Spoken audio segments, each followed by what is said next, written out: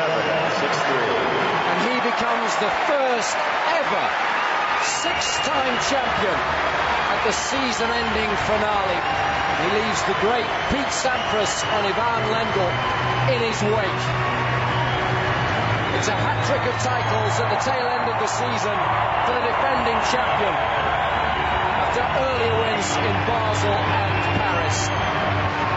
He's been undefeated since the US Open. 17-win streak. What a way to finish 2011. A winner today in 3 sets. 6-3, 6-7, 6-3. Federer finally got there. He's crossed the finishing line. The 6-time ATP World Tour champion, Mark Woodford, watched that one with me. The third set, extraordinary performance by Tsonga, but Federer gets there in the end.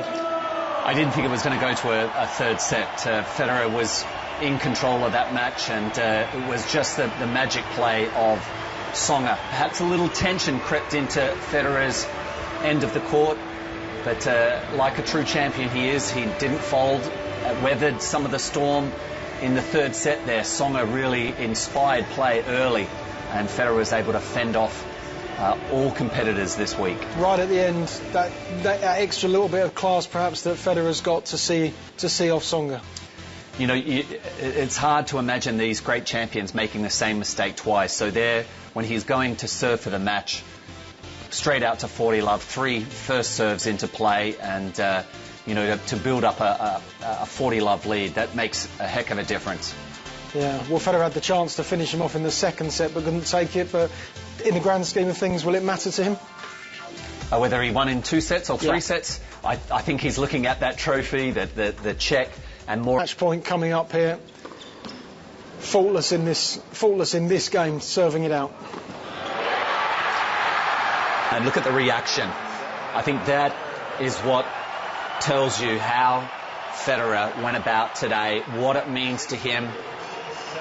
And a couple of times during that game that Federer served out, he was the fist pumping, a little bit of emotion, which we don't always see with Federer, but we could see just how much it meant to him, just how important it was to him to lift this title after a good week's tennis at the O2 Arena.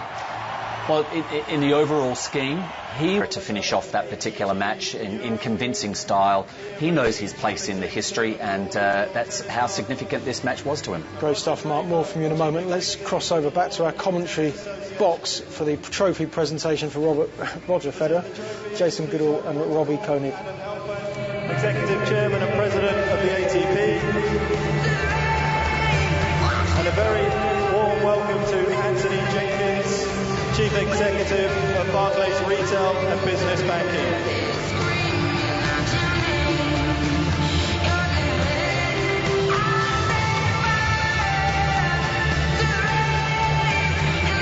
And I know, ladies and gentlemen, you're all going to want to show your appreciation for this man. It's the 2011 Barclays ATP World Tour Finals Singles runner-up, Jo-Wilfried Tsonga.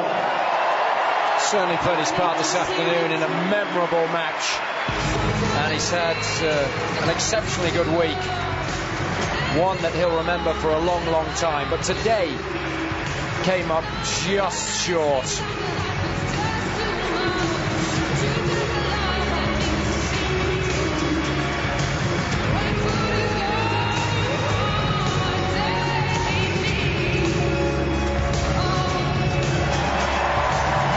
Incredibly popular.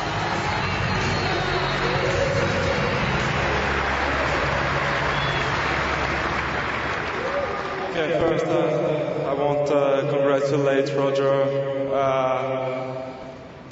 It's 3 in a row for me, so it's a bit tough. Without you, maybe I can get some other title, but you are here and you are the best.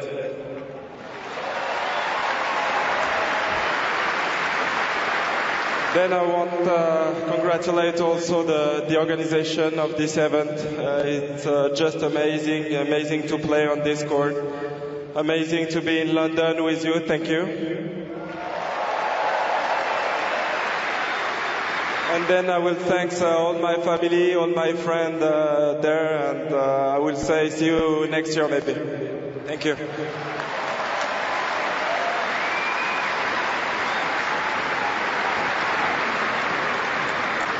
And now, ladies and gentlemen, it's the 2011 Barclays ATP World Tour Finals Singles Champion. It's Roger Federer.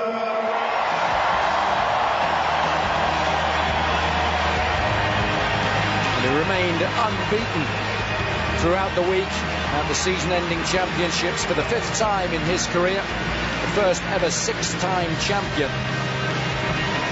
The 70th win of his career in his 100th ATP final. Incredible numbers from an incredible player.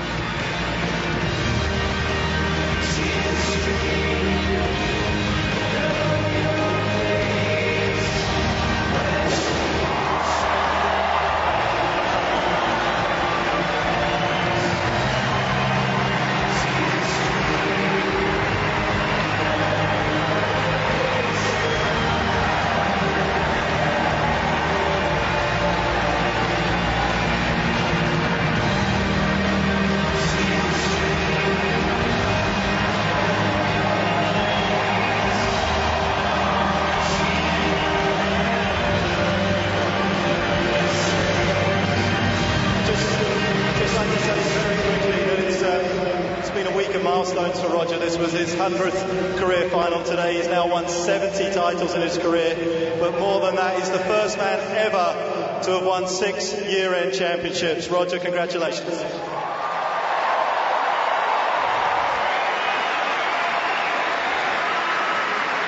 Well, thank you very much.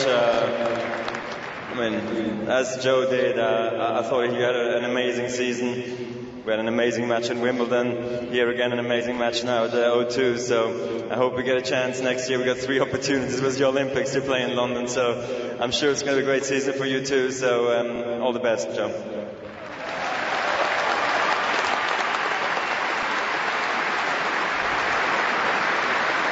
I'd like to thank the organization. I don't know if this tournament could be any better run, but we've had a wonderful time on behalf of all the players, and I really enjoyed every minute being here. This is my 10th year, so I feel like I know what I'm talking about when it comes to organization at the World Tour Finals, and you guys always made it very special for us, so thank you very much.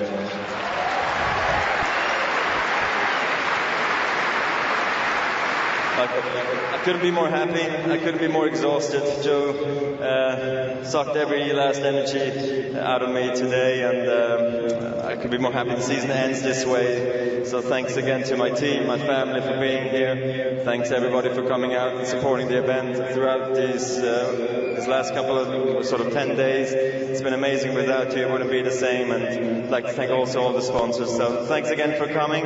Guys, you're amazing. See you next year, hopefully. Bye-bye.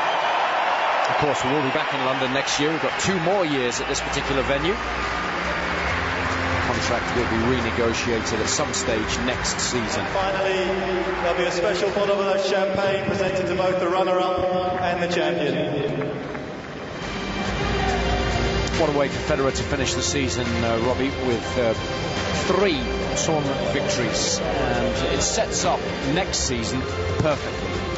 Yeah, I guess it does, because Novak was a little jaded, so it does beg the question, how's he going to start 2012? He's going to go into the off-season with so much confidence as Federer, but I can't wait for it to roll around. He'll be highly motivated again, of course desperate to win a few more majors. And I'll tell you what, given what we've seen at the tail end of the season, how fit he's looking, how well he's hitting the ball, there's no reason why he can't. And of course, Djokovic has had one of the best seasons of all time in our sport. What a privilege it's been to be sat courtside for the vast majority of his matches. Andy Murray's consistency in the majors was a vast improvement on previous seasons. Nadal, of course, made so many finals, but he'll be disappointed with not winning more titles, and of course with performing poorly this week, so he's going to put a lot of hard work into the off-season. It just tees everything up perfectly for the first couple of tournaments of next season, and then of course the first major in Melbourne. Well, some special moments for Roger Federer. Mark, What's left? What's left to do for Roger Federer? What's left? Well, just to try and push the boundaries as far as the age limit goes. You know, the longevity for tennis players. You know, it's very rare to see performers out there in their early to mid-30s, and I think Federer is the type of player that has that mould, that build that could push those boundaries, and let's hope that he's around for many years to come. I mean, he's just a class act. Yeah, well, he loves that trophy, doesn't he? He can't keep away from it. You know, I think if they'd presented him with a trophy the size of a thimble, that he would have a unique way of holding it up very proudly. They're running out of room, the engravers with his name on it. But next year, he takes a few weeks off now, and then his mind will be set for the Australian Open, the Grand Slam. There's one left in him, is there? Maybe more? Well, that's an interesting question that you pose. You have to remember those 4 Grand Slams. There are 7 matches involved, and they're over a best of 5. I'm not sure if I see him taking out a French Open again, just given the physical exertion that it requires. I'm just wondering whether perhaps Wimbledon might be the best opportunity for him, where some of the points can be cut short. There's less of a physical toll on your body. These tournaments, best of 3 in a week's format where he has to play 5 matches, I think that's when we're going to see the premium Roger Federer. I think it's going to be a battle to see him take out another Grand Slam, but I do think it can happen in 2012. After that, it's certainly going to be how his mind is and how his body is holding up. He mentioned the Olympics in that interview. That's clearly an aim, a goal. He wants a gold medal. Yes, I believe the only gold medal that he has is from the previous games, where